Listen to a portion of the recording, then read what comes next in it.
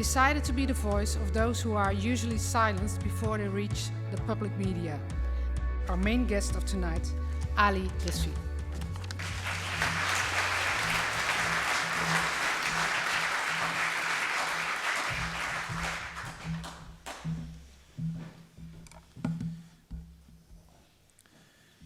Good evening, everybody. Thank you for attending. I know that I've been hearing that today was an especially nice day outside weather, probably one of the first. So the fact that you have chosen to spend that here with me talking about this, I greatly appreciate it.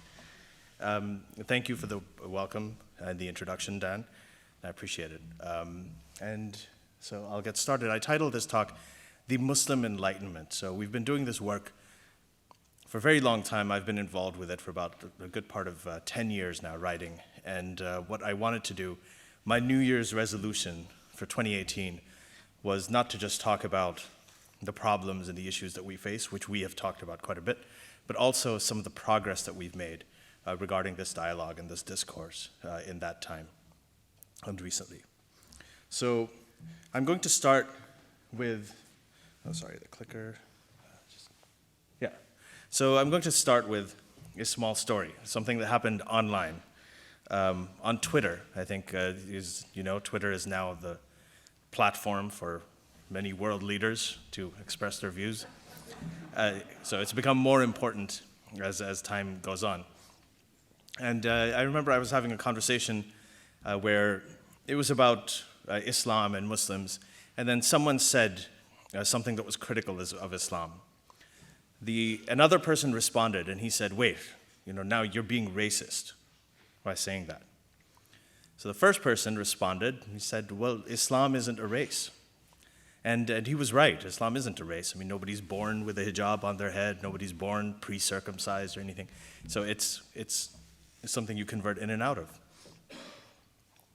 And when he said that Islam isn't a race, I thought I'd jump in, just because I was in a good mood, and I said, wait, but Islam is a race. Because first you hear a loud bang, then everybody starts running, okay? And so I was joking, but they descended on me. People just saying, I can't believe you said that, you're making jokes about bombs. And the first thing I was like, don't do that. We have seen South Park, we've seen stand-up comedians. People talk about Judaism and Christianity. They make fun of their religion here all the time. They make jokes about it. So why is it that I make fun of my previous religion, the religion of my parents, and suddenly I'm bigoted or I'm a racist? So why is it that, and this is what brought me to the idea of the rephrasing this whole conversation around the Enlightenment. Because I identify as liberal, or liberal-leaning on most issues. So, people who are liberals like me in the West, we are products of the age of enlightenment. Our freedoms and our liberties and the secular pluralism that we have in our societies. This is the result of scientists and philosophers who challenged the religious orthodoxies and the theocracies in the Dark Ages. And as beneficiaries of their efforts and of their sacrifice today, it seems so short-sighted of us to dismiss all of the dissidents and the reformers and the activists in the Muslim world who are now trying to do the same for their society. And this is my response. When people make those, they say, well, your joke is insensitive and if it's offensive. I tell them, I'm like, so when Christians and Jews, when they make fun of their religion or they challenge their orthodoxies, that's enlightenment. When I challenge mine, that's Islamophobia. That is the bigotry. The bigotry is when you hold things to different standards. Right? And now, we are here. I'm part of this, so Fatma, I'm really glad that you're here as well. So we want to, there is a change happening. There are people who are challenging these orthodoxies, and there's a process that's happening not only among Muslims in the West, but Muslims in the Muslim world at large. A lot of Muslim majority countries who I've corresponded with a lot, and there's also polling data and everything. We'll get into that in a little bit. And I want to talk to you a little bit about some of these things that are happening. They're at the very beginning but my goal here is to maybe instill you with a sense of, I've used this term a lot today, is a cautious optimism, in a way. I mean, to be optimistic, to somewhat cautiously. And one of the rebuttals to generally this argument, whenever I talk about Islam, and since the book came out, is people ask me, especially on the left and liberals, my own people, I'd be like, well, what about Christianity? You know? And then the kind of things they say, I was profiled in a magazine recently in the United States, and there was a letter to the editor after the interview. And in the letter, the person asked a question, and I'll quote it. He said,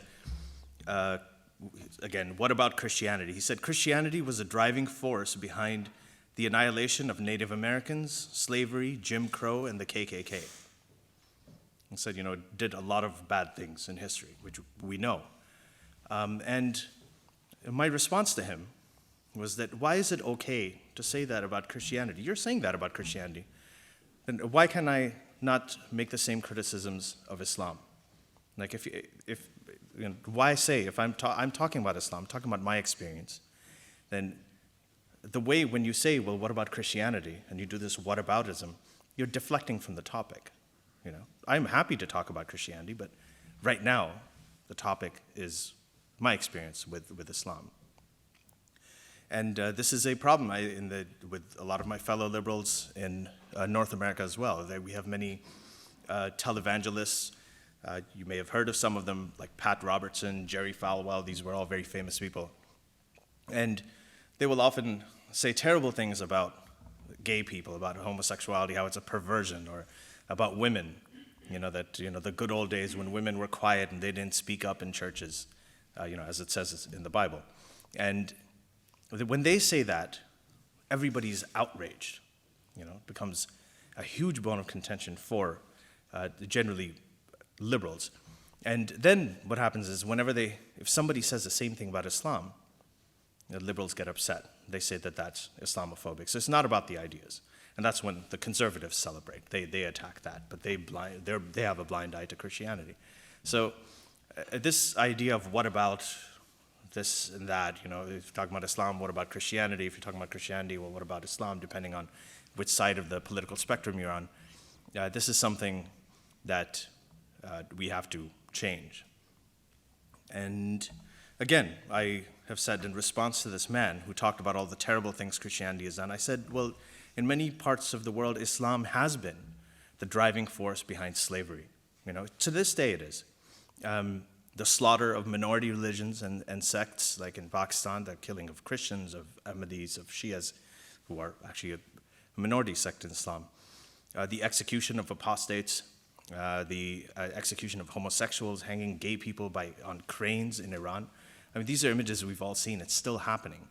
And yes, Christianity also did this in the past, but we can have a conversation about the reasons for that. But that doesn't mean that we should shy away from bringing to light all of these things that are happening from Islam. In fact, we should talk about it.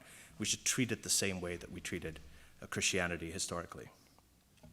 The second thing they talk about is, what about our history of imperialism and the colonization and bombing of Muslim-majority countries, that the U.S. foreign policy? They say, well, all of these people, they're just reacting to that. ISIS and Al-Qaeda, this is just a reaction to U.S. foreign policy. And I tell them I don't agree with U.S. foreign policy a lot. I mean, one of the people I admire a lot is Noam Chomsky. I've read him since I was very young. And I don't agree with him on everything, especially recently, but I learned a lot from him. And so I agree that that is a problem. But when you have ISIS taking Yazidi girls as young as 9 as sex slaves, or when they're taking their Christian neighbors and crucifying them in the streets, their own Iraqi Christian neighbors, what does that have to do with U.S. foreign policy? When they're executing apostates, when they're persecuting, throwing gay people off rooftops? This isn't just, you can't just say that the U.S. foreign policy is the only thing that does this. So it's not that it's not involved, it's just that it's not the only answer. We need to talk about it. It's not either or. We have to look at what the cause of these things is more universally. So, and that's my goal. Whenever they're in the school, in the US, there's our school shootings, you've heard of them, with the gun problem. There are all these debates about guns, there are debates about mental health, about legislation, the Second Amendment. They even talk about, they were listening to violent music, heavy metal music, or they were playing all of these violent video games, and that's why they did it.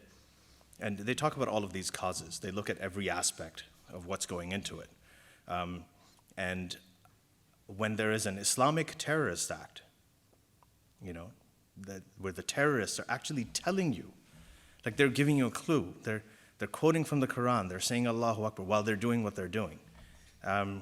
We think, well, there must be something else. There has to be a deeper root cause. And I find that really interesting. And, I'm sorry. I forgot I'm not on my computer. So they quote verses like this. These are verses from the Quran. The first one is from Surah 8, verse 12. It says, "Remember when your Lord inspired to the angels, I am with you, so strengthen those who have believed. I will cast terror into the hearts of those who disbelieved. So strike them upon the necks and strike from them every fingertip." Now this verse is one that is frequently justified by saying this was revealed during an event in history called the Battle of Badr, and this was when Muhammad was apparently defending himself against an onslaught from the Meccan Quraysh, and he was greatly outnumbered. And this is a verse that was allegedly revealed then. And people say that was only for that time. But if you look at the very next verse, it says, "That is because they opposed Allah and His Messenger, and whosoever opposes Allah and His Messenger, indeed Allah is severe in penalty." So what they're doing is what Allah allegedly is doing here is taking the example of the Battle of Badr and saying that this is the example that we're going to set for anybody else who does this. So this is a prescription that is for all time. A similar verse in Quran, Surah 9, verses 29 and 30, it talks about, and this is basically, I won't read the whole thing, but this is about fighting Christians and Jews until they pay a tax or they essentially convert to Islam. And this is so these are prescriptions that are in the Quran. They're undeniable. They're right there. People try to interpret them away. They try to twist the meaning, but they're there in black and white. This is a tangible thing that we can see. Okay, so we try to find these excuses. We think, is it politics? Is it economic? Is it foreign policy? Maybe it's about poverty or disenfranchisement. And what could it possibly be? Because it's nothing to do with Islam. We're just trying to find something else to pin it on. And we're hesitant to call religion itself as a cause for these religious atrocities.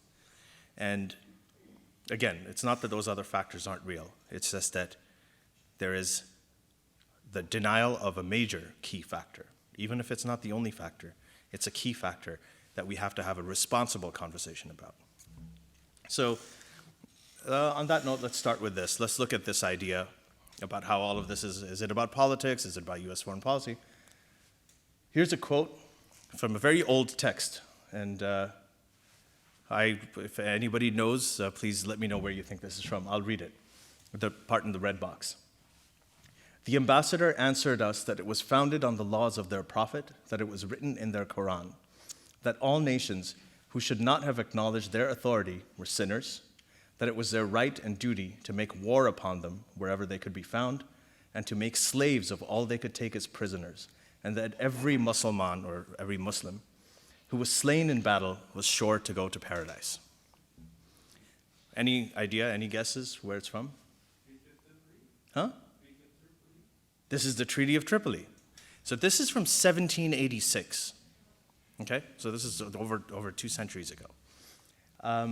These are the words of Thomas Jefferson, who was the third president of the U.S. At that time, there wasn't even a first president. So he had gone into, the U.S. had just gained independence from Britain, and they were going in, usually the British provided protection. The British Army provided protection for U.S. ships that were going into the Mediterranean Sea to trade with Europe. And the North African states, which were called the Barbary states at the time, they had pirates who would go out and they would loot these ships, these American ships. So Thomas Jefferson had gone to London to meet with an envoy from Tripoli to talk to him about this, right? And this is what he reported back. This is what the ambassador, the envoy from Tripoli, told Thomas Jefferson. Thomas Jefferson reported this back. Now, the context here and the perspective here is important to remember.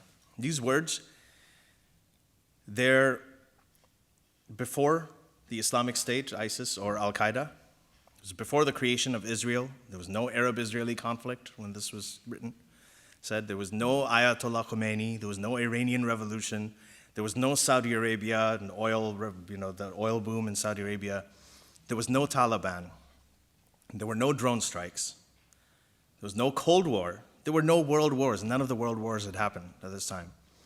This is before Herzl had founded the Zionist movement. This is before Americans even knew what jihad meant or what Islam was. This is before the United States had engaged in any operation overseas, any military operation overseas or otherwise. And most importantly, it was before the existence of any U.S. foreign policy. There was no U.S., much less foreign policy. But when you look at these words about the laws of the Quran, about taking slaves, about waging holy war, about martyrdom, they read as if they could have been plucked from any newspaper headline in the last 2 years, right? This is still the same kind of thing that we see. And this passage is over 200 years old, but it still rings with relevance today. And this is a problem. We are kind of in a tough spot, right? So I'll jump to the topic at hand. On the one hand, we want to talk about Islam as a root cause for these issues. Right? We want to talk about, as liberals, we want to talk about challenging illiberal ideas, as they exist in all religions, whether it's Christianity, Judaism, Islam, Hinduism, either way. But on the other hand, our liberal conscience, right, and this is right, as it should, our liberal conscience dictates that we protect the rights of minority groups like Muslims, who are often targets of prejudice in modern times. And especially, with the rise of the populist right and with, Trump and, Marine Le Pen and all of these elements that are on the rise right now. There is a liberal sense that we have to defend our minorities. And it's correct. I align with that as well. So there is that idea of that we want to defend their right to believe what they want to believe. But that doesn't mean that we have to defend the beliefs themselves. So the thing to remember about secularism is it isn't the opposite of religious freedom. It's not like religious freedom and secular, or religion and secularism. These are not opposites. It's not the opposite of, religion. The opposite of religious freedom is anti-religious bigotry. So the ability to practice your religion, the opposite of that is when you have hate towards people of faith. Secularism is nothing but the separation of religion and state, right? And this is interpreted differently in different countries, I know, but in general, it's the idea that that religious affairs should be private, everybody practices them on their own, and they should be independent of the affairs of the state. This allows both the freedom to believe as one wishes and the freedom to challenge those beliefs. So it allows freedom of religion and freedom from religion. And when we're caught between this, when we're caught between this sort of the horrors of Islam and its theology and its basic philosophy and the terrible things that are written in the Quran, the prescriptions, on one hand, and on the other hand, this prejudice towards Muslims, which is largely because of the contents of their scripture. When we're caught between this, how do we resolve this dilemma? And this is the solution for this is something that I wish were more obvious, because I feel that it is common sense, and it is also true. And it's also the central thesis of my book. And this is the distinction between challenging ideas and criticizing ideas and demonizing people. Okay? There's a big difference between human beings and the ideas. So religion is just a set of ideas in a book. Islam is basically a set of beliefs and ideas It's in a book. It doesn't have any rights. It's not entitled to respect. It can be challenged like anything else. Muslims are human beings. They're a people, right? And they do have rights. And they do have to be treated with respect just like any other human being, a general level of respect that we afford all human beings. And if we make this distinction, then I think we can move towards a solution to this problem of this thing that we're caught in. And now I want to get into that a little bit. And a lot of this is really about how you define a religion, right? So, people say when you conflate Islam and Muslims, you're conflating an ideology with what is now really an identity. To be Muslim, all people need is to be born in a Muslim family. Most of us, if any of us were born in Muslim families, the chance is about 99%, unless we converted out of it, that we would all be Muslim. And we would be taught that way, we would be indoctrinated that way. And the same goes for if we're born in Hindu families. And a lot of this is an accident of birth. So it has become a form of a kind of identity, the one that I shared as well. And the ideology of Islam, I think, is a completely different matter. And what we need to do is we have to learn how, even Muslims themselves are not able to do this all the time. We have to learn how to be able to separate the two, at least when we're approaching this. And that has very, very important consequences. So,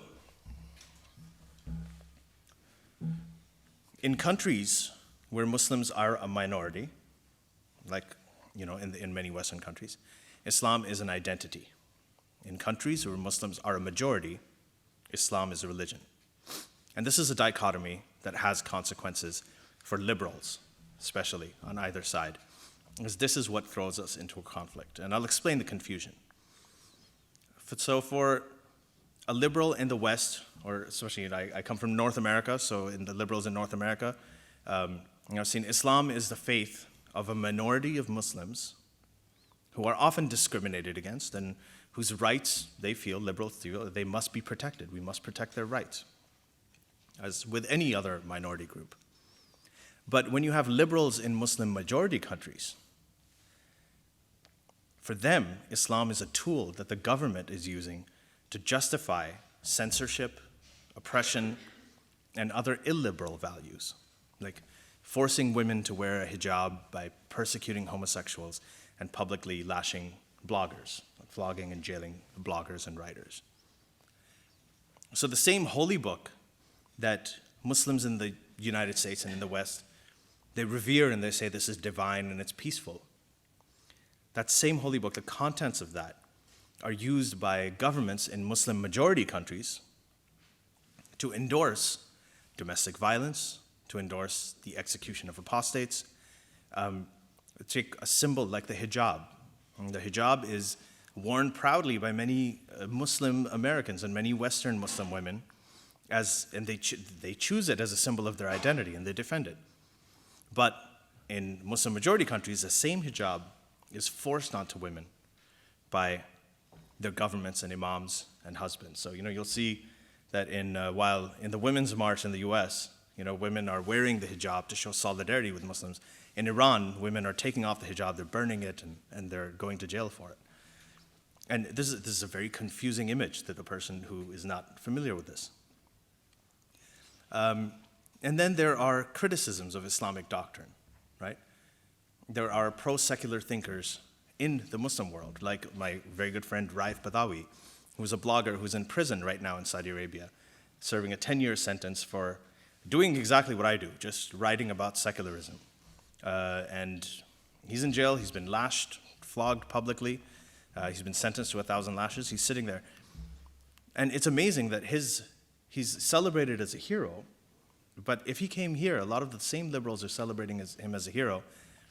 If he came to America and said all the same things, they'd call him an Islamophobe, right? So this is, you can see how this can get very confusing, okay?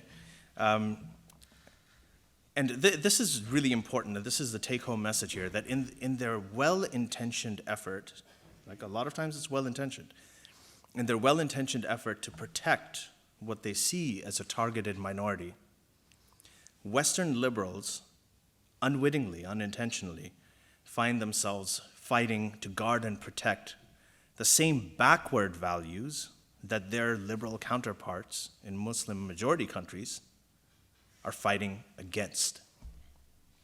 And that's the crux of the issue.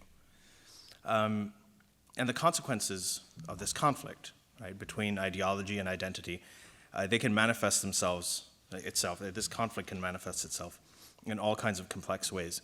And because it's been in the news recently a lot, especially with the protests going on in Iran, the feminist protests about the hijab, I thought we can use that as an example to illustrate how ideology and identity, where they intersect. So this is a recent event that happened in Canada. There was a young girl, 11 years old, who came home one day and she told her parents that a stranger had come up to her and attacked her, and he had cut her hijab with scissors. And this was an apparent hate crime against Muslims.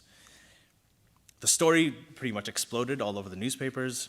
Everyone was outraged. Everyone from Justin Trudeau to all of the politicians tweeted about it. They condemned it. Turns out the story wasn't true. The girl had made it all up. She'd lied about it. Now, this is an 11-year-old girl, and there are some people who have this narrative that, Muslims are obsessed with victimhood and they like exaggerating anti-Muslim hate crimes. And they said that this was the same thing. This was a case where the family had trained the girl, to do this so that they'd get more sympathy and they'd bring more attention to the issue of Islamophobia, and that they faked it. And other people were saying it was just a kid, the kids lie, we shouldn't blame the parents for it, and let's just let it go. Many narratives emerged about why this happened. So I tried to look for different analyses. I was looking for it, and the one that came to my attention most was my own mother's. Now, my mother she has a doctorate in education, early childhood education. She is a guidance counselor as well, and she has consulted for a lot of Islamic schools in Toronto and in Canada in general. So here's what she said. Oh, wrong key. Here.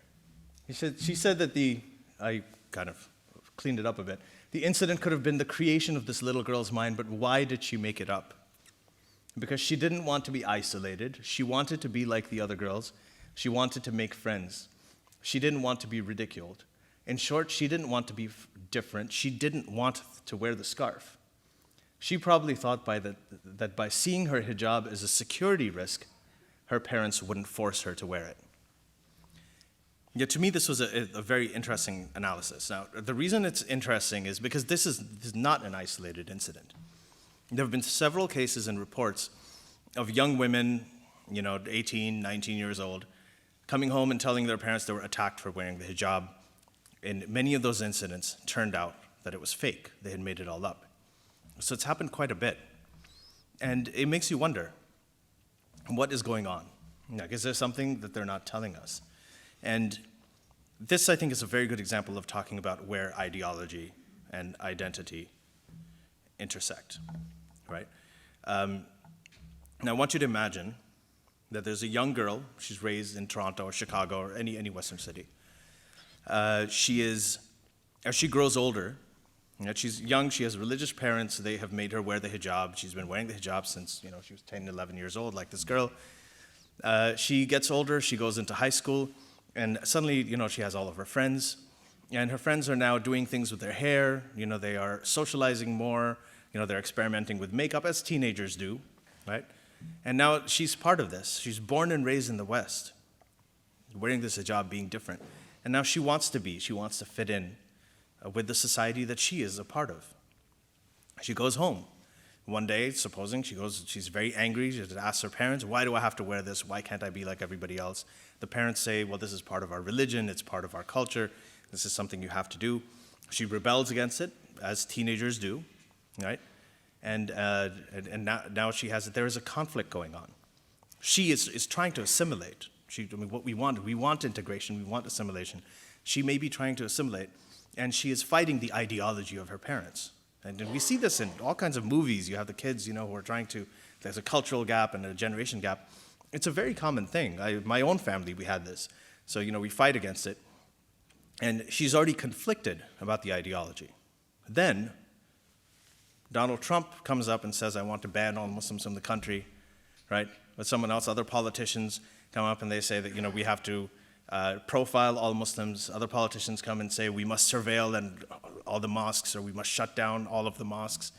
And suddenly, she sees her parents. Her parents are scared. They're devastated. They're like, what's happening? We're just as Western as anybody else. And now she says, no, I'm going to keep this on. So now it's become something that she opposed, because she opposed the ideology, into something that now she's resolute about keeping on as a symbol of identity, because now it's an attack on her identity. She wants to real. And this is why I think that it's not just a far left narrative that is toxic to this process that we want people to go through, to the Enlightenment, the Muslim Enlightenment, but it's also the far right narrative that is very toxic and that arrests it. And when we look at young people who wear the hijab and they say that they're choosing it, we should remember that there is a conflict there, that there is a severe conflation between these two elements. And again, I'm not saying this is a case for everybody, but this is a good example of how the conflict, this is one of the reasons I think religion is so sinister and it's so manipulative, is because it conflates the two. It takes an ideology, a set of beliefs, and it actually, really the process of indoctrination is really a process of, it's a process of infection almost, where it really takes control of who you are as a person, right? So, Islam is not the same thing as Muslims. And criticizing Islam, right, is not the same thing as demonizing Muslims. When we speak critically about Islam, it's not about the majority of peaceful believers, right? It's about specific violent doctrines and ideas, and we should criticize them. If there's a small room in your house that's on fire, you're going to put out the fire. You're not going to say, well, hey, the rest of the house is really nice. It's just this room, so let it burn. That's not what you do. That's not how you approach things. So when you criticize Islam, as you criticize Christianity or Mormonism or Scientology, that isn't bigotry. But when you single Islam out to protect it, that is bigotry, right? If you don't treat it the same as everything else. And this distinction between challenging Islam and demonizing Muslim people is a very, very important distinction. So now I'm going to move into, I'll tell you a little bit about myself and how I got here. And it starts with these words, Allahu Akbar. Some of you may recognize them.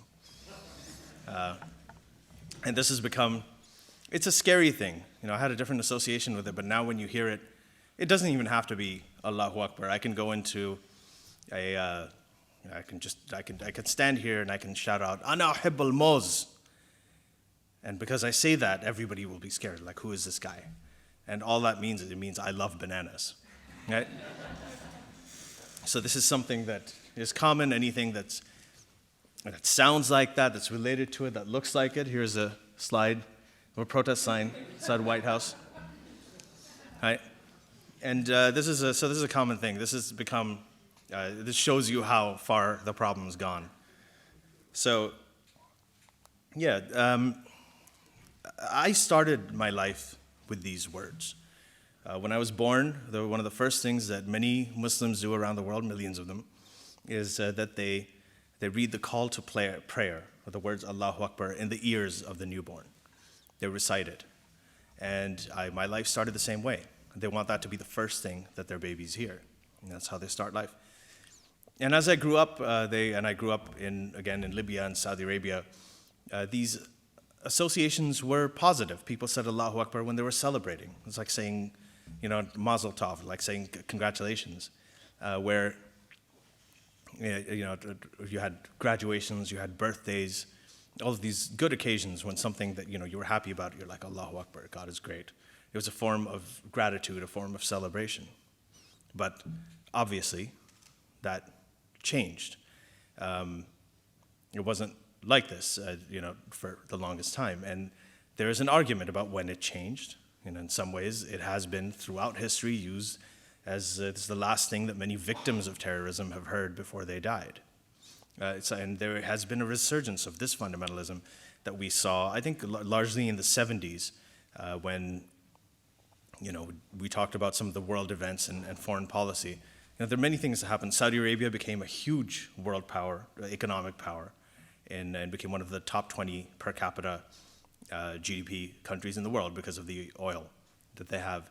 Also in the 70s, there was a war the US war in Afghanistan against the Soviets, the part of the Cold War.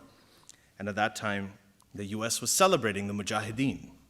The Mujahideen are, as you know, the word Mujahideen comes from jihad, those who wage jihad. So jihadists were actually heroes in the United States just a few decades ago.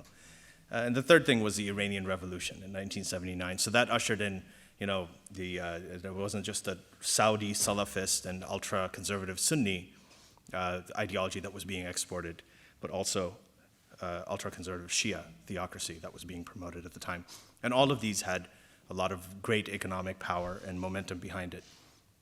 So there was a resurgence of this, and we started hearing these words, Allahu Akbar, a lot more. And we started hearing it in a way that it terrified us. There's a YouTube video I saw of a marketplace, I think in Egypt.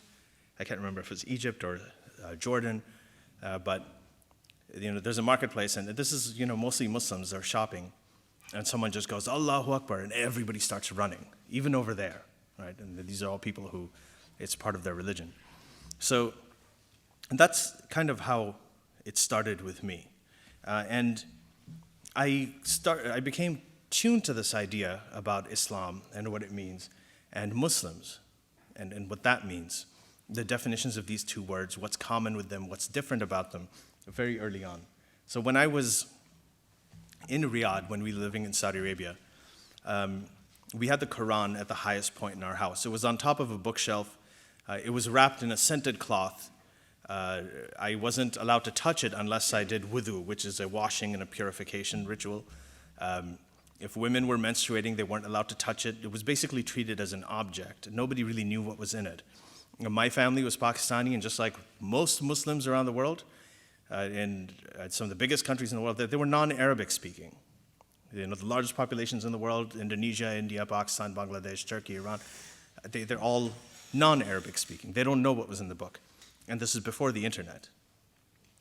So I was living this strange thing where I was part of a relatively moderate, liberal Muslim family, but I was surrounded by Saudi Arabia, which is super conservative. I mean, this is a place where women can't drive, and they have beheadings, public beheadings. They amputate the hands of thieves, and it's a very, very primitive society with lots of money.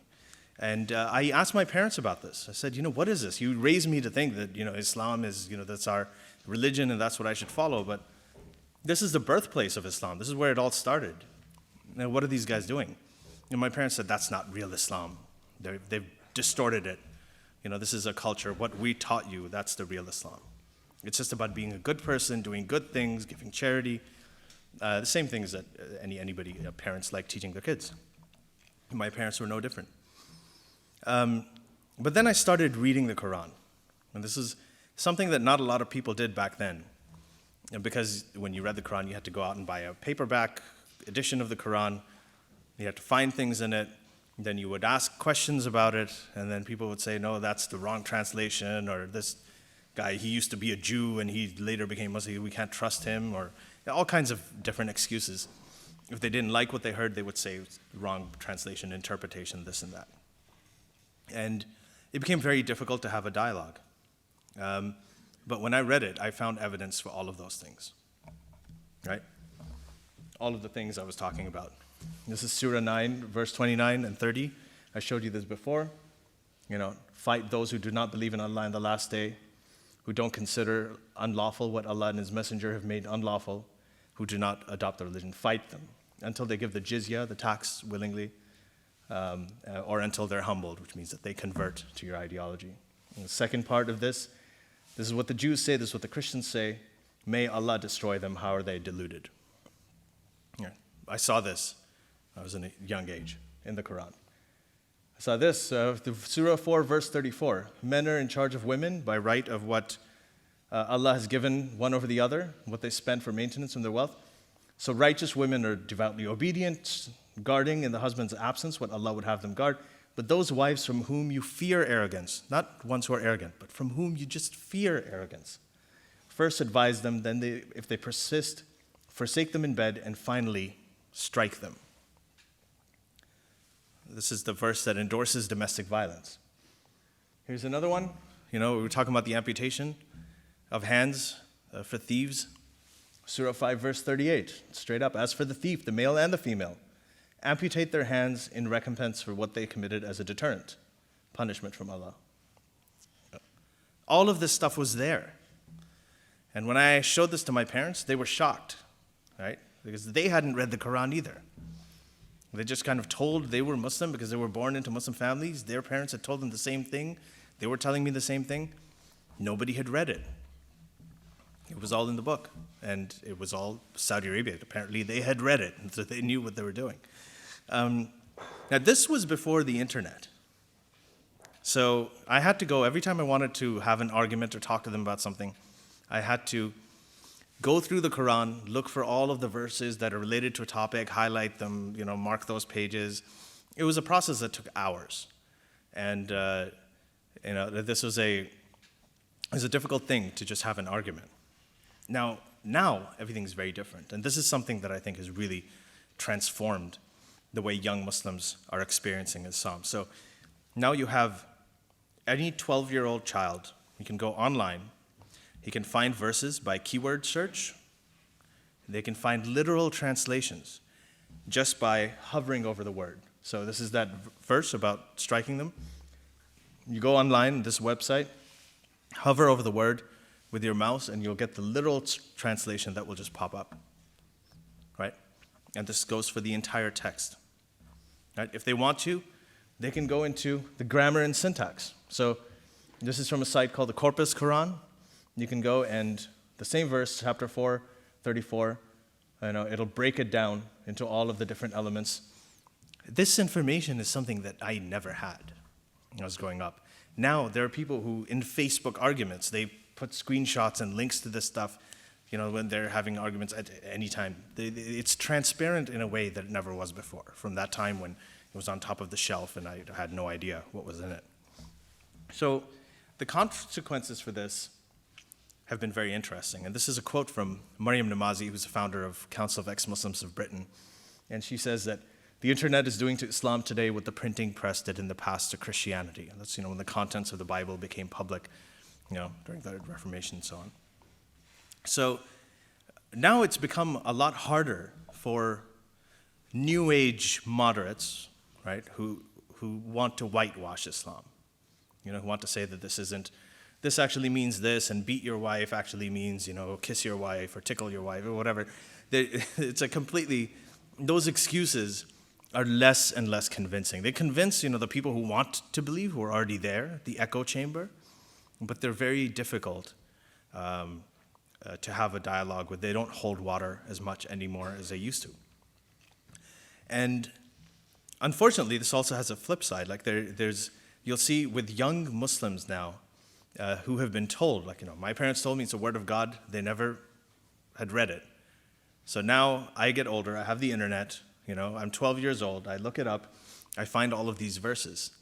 Now, if my parents told me it was a word of God, right, I look at these verses, I say, well, they told me it was a word of God, and this, to me, this sounds like bullshit. I don't believe this. And then suddenly, I'm going to move to one extreme, or one end, and I'll say, I reject this completely. I want to be secular.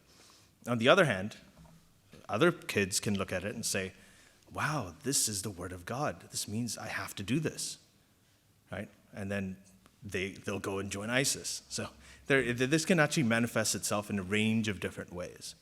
And you're seeing this now. You're seeing not only, what we were talking about earlier about the young girl wearing hijab and fighting with her parents who are forcing her to do it, but you're seeing very liberal, secular parents whose children are becoming fundamentalist. Right? So there's that. And now they're confused. They're like, I wonder what happened. Why did my child run away and join ISIS? Well, they joined ISIS because you taught them this was the word of God, and then they just did a Google search, and they found out what it really was, and you'd never read the book. So, but what we're going to talk about now is I think, the positive side of this, and there's a rise of atheism and pro-secular thinking in the Muslim world, especially among the youth, right? So there are polls, recent polls actually, just from last year, that have shown that in America alone, 23% of Muslims left Islam in the United States. So who were born into the Muslim religion, up to 23% of them have rejected it. That's a very high percentage. And a lot of this, it is skewed by a lot of them are Iranian. So Iranians are actually notorious for leaving Islam and rejecting their religion. And there are many different factors for that, but it's still a pretty astounding statistic. There's another poll that was done by Gallup in, I think, 2012 or 2013, and they polled the rates of non-religiosity and atheism, using that word, in a range of different countries. And they found out that in Saudi Arabia, which is probably the most ultra-conservative Muslim country in the world, 19% of Saudis identified as non-religious. Okay. For comparison, that number was 15% in Italy. Okay. The second thing that they found, they also asked how many were convinced or confirmed atheists. 5% of Saudis, that's in a country of about 20 million, that's 1 million people. All right, so 5% of Saudis said they were confirmed atheists, not just non-religious, not agnostic, not just, maybe I don't know, confirmed atheists in 1 million people in Saudi Arabia, 5%. That's the same number as in the United States, 5%. And we have very good reason to believe that these numbers are underreported, right? I mean, a lot of people in Saudi Arabia, they don't want to say it out loud, so there could be more, but we don't know. But and you can also see this by the reaction of these countries. Saudi Arabia in 2014 labeled atheism a terrorist act. You may have read the headlines on that. This is because they fear this rise of atheism. If you see Kuwaiti television, if you see Qatari television, Saudi television, Egyptian TV, they're talking about this, that we're losing our youth to atheism. Children are becoming atheists. They're downloading the Arabic version of the God Delusion, it was translated by Iyad al-Baghdadi, and it's been downloaded millions of times, mostly in Saudi Arabia. So there are all of these elements that are happening. And so what I want to do today, I mean, especially, Fatma, you're here as well, and I know you've been doing this for a while, is that, we do hear about all of the challenges that ex-Muslims face, but I want to sort of tell you about something that is hopeful, is that when you think of Salman Rushdie, who wrote the Satanic Verses, they put a price on his head, he had to go into hiding for 10 years, or over 10 years. That was less than 30 years ago. It was very recent. The Danish cartoons controversy happened in 2006. Charlie Hebdo was just 3 years ago. These are things, that are recent. Now when you go online, there are countless ex-Muslims. We're having this event here. I've written my book. There's Maryam Namazi and the work she's doing. There are groups in the United States like Ex-Muslims of North America. There's a group called Muslimish that brings together questioning Muslims and ex-Muslims. They've had 2 conferences in the US last year. Maryam Namazi had a huge conference in London last year. It's the largest conference of ex-Muslims ever.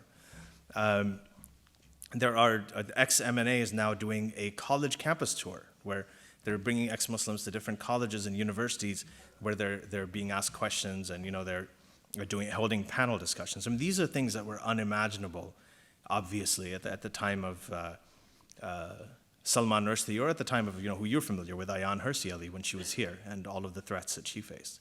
So there's definitely a lot of hope here as well, especially what she's saying. And I think this is the Muslim Enlightenment that I think is happening. This is something that we started recently. It's our podcast. It's called Secular Jihadists for a Muslim Enlightenment. I host this with my friend Armin Navabi, who's an Iranian ex-Muslim. He's the founder of an online group called Atheist Republic that has 1.8 million members. Many of them are ex-Muslims. So we hold these conversations.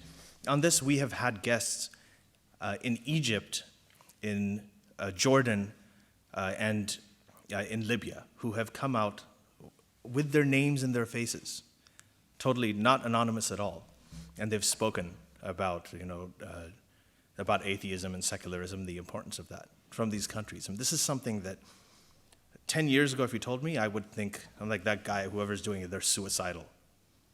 But now it's happening. I'm seeing these people on TV. So I'm coming to the close. I know I'm a little to the end of my time. And I want to talk, one last thing is about Islamophobia and what I call Islamophobia. Islamophobia is the fear of being called Islamophobic. So, as I said, I'm part of a Muslim family, right? And these countries I grew up in. Before immigrating to Canada, I came to Canada in my 20s. Before that, I just lived in Libya, Saudi Arabia, and Pakistan. And even though I am an atheist, I get called jihadist. I get called a dirty Muslim online by many people. I mean, they don't care. I have a Muslim name. I have brown skin. They're like, well, you must be Muslim. So they don't care if I'm an atheist or not. And frequently, I'm told to get out of this country and go back to your own country anytime I say something they don't like. And the past few years, yes, anti-Muslim sentiment has risen dramatically, right? But there is a flip side. I am also an atheist, someone who decided, like lapsed Catholics or like secular Jews, that I want to align with reason and science. And I want to reject supernatural claims and ancient texts. I just made that decision. It's an intellectual decision. And because of that, I'm an apostate of Islam. Just simply changing your mind and thinking differently about an idea can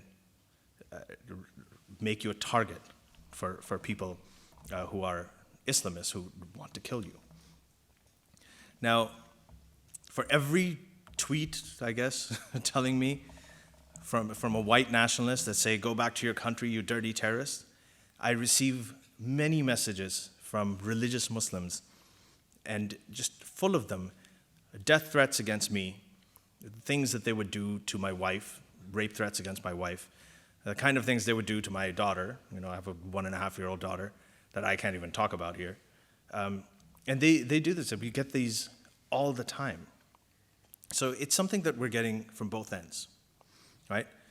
I can't go back to Pakistan. I can't go back to Saudi Arabia. I can't go to the neighborhood where I grew up in to see what that was like. Why? Because I left Islam, because I'm an apostate.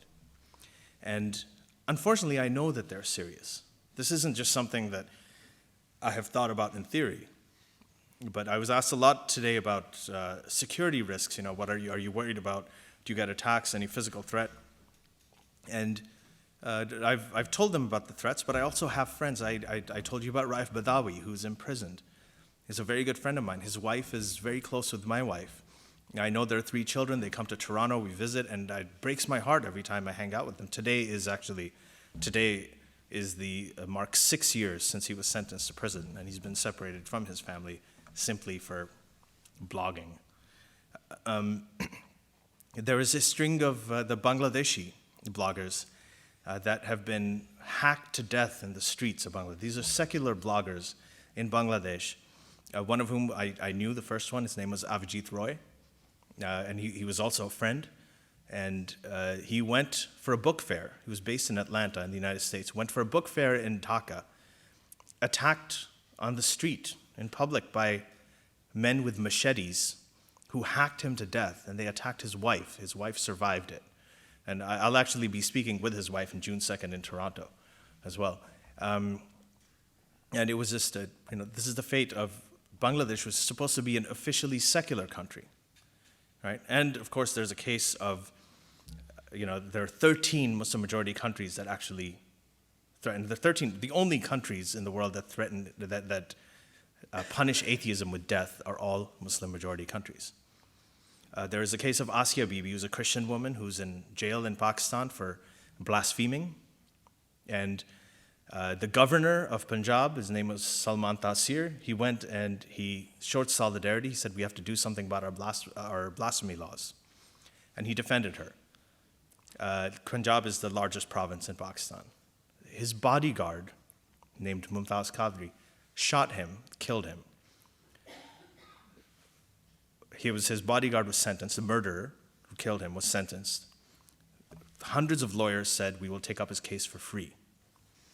When he had his funeral, the murderer's funeral, about 1 million people came out to celebrate him and to honor him. There are now shrines and statues of the guy who murdered this guy because he showed solidarity with a woman who was a victim of blasphemy law. So this is not a fringe thing. So there are examples of this I could go on for a long time that I won't. But this is the no man's land that I find myself in. There's Islamic fundamentalism on one hand, and then, and that's mostly over there. And then there is this anti-Muslim sentiment from the far-right populists on the other hand, who don't differentiate between me and other Muslims. When you'd say I want a ban on immigration, and you just say by country, I want to ban immigration from these countries, I wouldn't be here. Ayaan Hirsi Ali wouldn't have been here. A lot of other free thinkers in the Muslim world that are speaking out in the West would not be here if it was for those policies.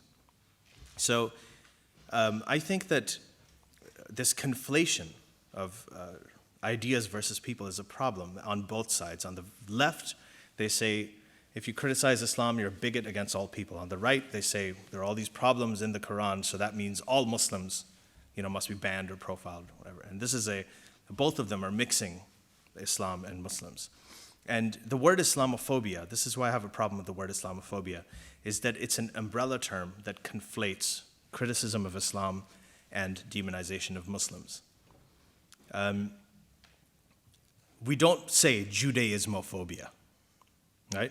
We say anti-Semitism, because anti-Semitism is a people-oriented word. It's about prejudice and bigotry against people.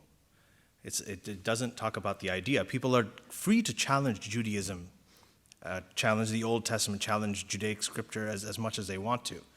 Right? The problem is when they actually demonize a people. And this is the thing. There are two values here. There's the value of free speech, and there's a value of protecting minority rights. The word Islamophobia conflates both of those. We shouldn't have to choose one or the other for that. So I would like my fellow liberals to start using the word for this. And I told you it's real. It's anti-Muslim bigotry is real. If they use the word anti-Muslim bigotry, it gives them everything they want. Whatever they want to achieve with the word Islamophobia, you achieve with anti-Muslim bigotry, but you will get so much more support from the opposition, from conservatives who have a problem with the word Islamophobia because it has implications for free speech. So that's one proposal, and I think it's very important. People say, is this a semantic difference? And I tell them, I'm like, yeah, if you really care about bigotry against Muslims, you wouldn't stick to semantics. You'd want to go for substance, and you'd want to be more accurate. So I'm going to leave you with this, the last part of it. Right? I am a liberal atheist. Right? I grew up in a Muslim family. I'm not alone, as I told you about. From poll numbers to all of the things that I've been telling you about, this is something that is really happening. There are secularists in the Muslim world. They're growing fast. They are targeted viciously within their communities. There's a big reaction happening to their growth, and I guess what Maryam Namazi has called a tsunami of atheism and secularism in the Muslim world. And these free-thinking dissidents, they're fighting to bring universal values like free expression, like liberty and equality to their people, and they're not shy about it. They're putting their lives and their livelihoods on the line to do this. And many have died for it, right? And I gave you examples of that as well. They are your most dedicated allies. These are the people to be supporting. So when we talk about shutting them out, as a group, that is not the right policy. Right policy would be a smarter policy where we look at who of these people are our allies and how we can join together on a platform of ideas, common ideas, rather than, what country I'm from, what country you're from, and tribalism. And when you fail to distinguish between the ideology that we're all fighting, and the people that make up our families and friends and loved ones, you're shutting us out. And today, more than ever, those who are fighting for freedom over there, they need the support of those who love freedom here. All right. And that's very important. The way to fight bad ideas is with good ideas, right? Not with walls or bans or bombs.